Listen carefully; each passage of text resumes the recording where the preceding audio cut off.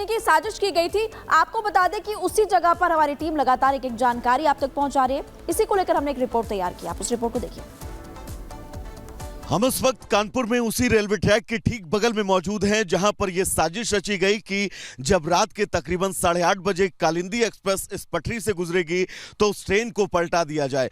पूरी प्लानिंग थी, ये पटकथा लिखी गई थी, उसके बाद स्क्रिप्ट बाय स्क्रिप्ट जो है वो इस पूरी वारदात को यहां पर अंजाम दिया गया है। ये वही लोकेशन है जिस जगह पर आपको बता दें कि इन सभी लोगों ने शुरुआत में यहां पर जो पेट्रोल एक बोतल में मिला है, पेट्रोल के साथ ही कुछ बारूद जो है वो एक लिफाफे में मिला है।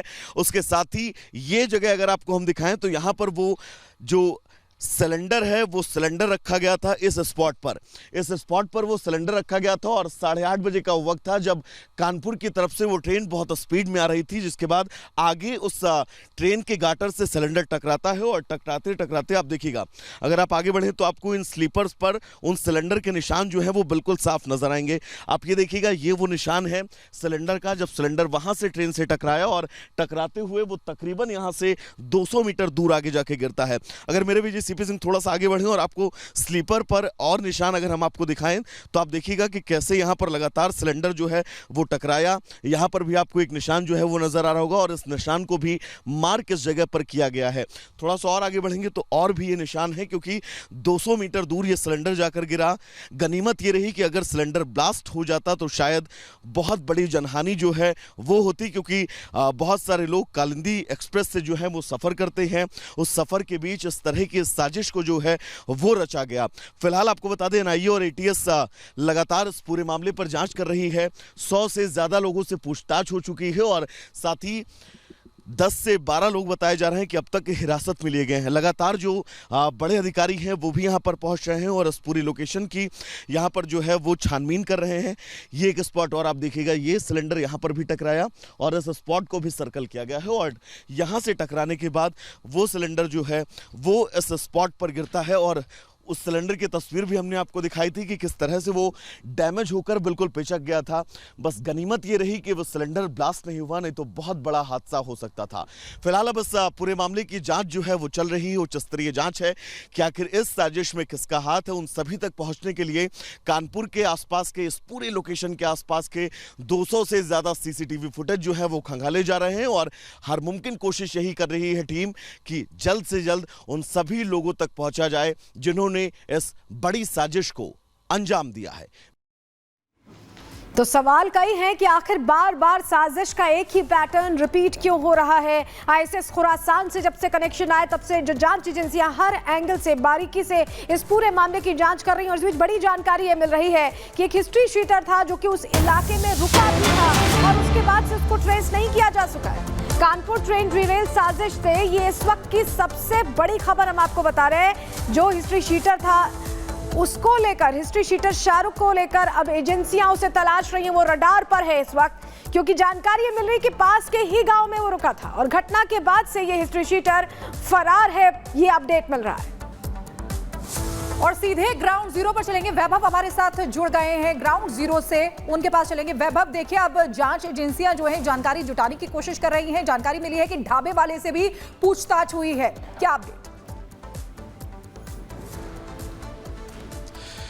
देखिए बिल्कुल हम इस वक्त उसी लोकेशन पर मौजूद हैं। लगातार इस पूरे मामले पर अब एनआईए और एटीएस जो है वो जांच कर रही है, लेकिन एक बार अगर हम आपको तस्वीर दिखाएं तो उत्तर प्रदेश पुलिस के यहां पर अधिकारियों और जवानों का बड़ा अमला इस वक्त आपको इस स्पॉट पर नजर आ रहा होगा और बताया जा रहा है कि एनआईए की टीम अब से बस थोड़ी देर बाद इस स्पॉट पर पहुंचने वाली है जहां पर हमारी मौजूदगी है। इस पूरी घटना को जो है वो कहीं ना कहीं से आतंकी कनेक्शन के तौर पर भी देखा जा रहा है और यही वजह है कि हर एक एंगल से इस पूरे प्रकरण की जांच की जा रही है। ये वो एरिया है जिसको आप देख सकते हैं कॉर्डन ऑफ किया गया है। इस एरिया को कॉर्डन ऑफ किया गया है और यहीं पर वो बैग मिला था, जिस बैग में विस्फोटक था, वो विस्फोटक था क्या, इसको लेकर अभी आइडेंटिफिकेशन जो है वो नहीं हुआ है। यहीं पर पेट्रोल की वो बोतल थी, माचिस थी और ये तस्वीर आपको देखिएगा, यहां पर उत्तर प्रदेश पुलिस का बड़ा अमला जो सुबह से ही इस स्पॉट पर मौजूद है और लगातार यहां पर इस पूरे मामले की छानबीन में जुटा हुआ है। मेरे विजय सीपी सिंह, अगर आप थोड़ा सा नीचे आकर ये तस्वीर दिखा पाए हमारे दर्शकों को, क्योंकि आप देखिएगा हर मुमकिन कोशिश कोशिश की जा रही है।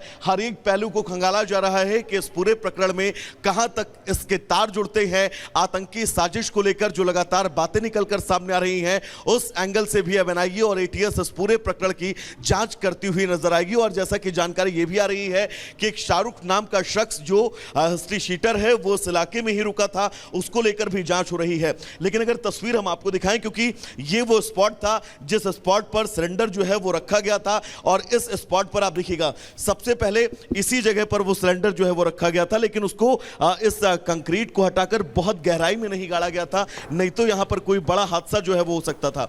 ट्रेन स्पीड में आ रही थी, कानपुर की तरफ से सीधा ट्रेन चलती हुई आ रही थी, और ट्रेन के आगे जो गाटर लगा था उस गाटर से ये सिलेंडर जो है वो टकराता है, और टकराते हुए तकरीबन 100 से 150 मीटर दूर वहां पर गिरता है। सिलेंडर के निशान अगर आपको इस तस्वीर के जरिए नजर आए तो आप समझ सकते हैं कि ट्रेन जो है वो बहुत स्पीड में थी, और अगर यहां पर इमरजेंसी ब्रेक मारा जाता तो ट्रेन में बैठे यात्रियों की जो है वो वैभव बहुत ही होशियारी से काम लिया है लोको पायलट ने, नहीं तो यह घटना और बड़ी हो सकती थी। आप हमारे साथ बने रहिएगा। लेकिन इस बीच एक और बड़ी खबर मिल रही है, जहां आपको बताया कि कानपुर की तरह ही अजमेर में भी ट्रेन को डीरेल करने की साजिश रची गई। यहां पर सीमेंटेड ब्लॉक्स रख दिए गए ट्रैक पर। तस्वीर हम आपको दिखा रहे हैं कानपुर में, जहां ट्रैक पर सिलेंडर रखा गया, जो तस्वीर वैभव हमको दिखा रहे थे, और अब अजमेर में ट्रैक पर सीमेंट के ब्लॉक रख के ट्रेन को डीरेल करने की कोशिश की गई।